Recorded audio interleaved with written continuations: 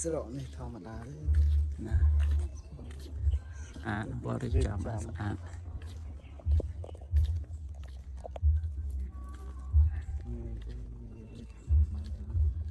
វត្តសម្ដេចយុះខេត្តពោធិ៍សាត់ណាមិនថតកណាំប៉ុងថតនេះប៉ុងទិដ្ឋភាពក្នុងវត្តសម្ដេចយុះនៅស្រុកក្រគរខេត្តពោធិ៍សាត់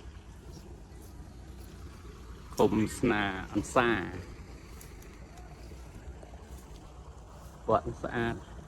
មានដើមច័ន្ទគិរីនេះមកគូប៉ុណ្ណានៃស្អាតពលុកទៅឆៃទៅលាយក្នុងវត្តសត្វស្មៅស្មៅលំអ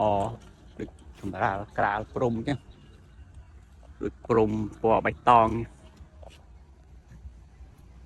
រៀបចំបានស្អាតខាងនោះព្រះវិហារ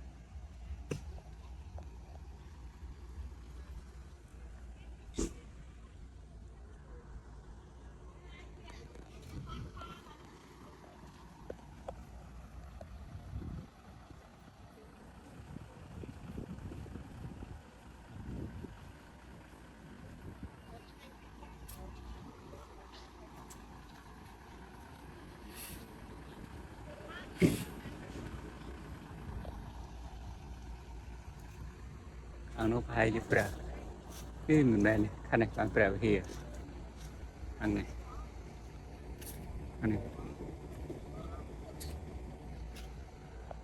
ខាងនោះប្រហែលជាគាត់មិនដឹងសាលាបល័យមិនដឹងព្រោះនៅឆ្ងាយអត់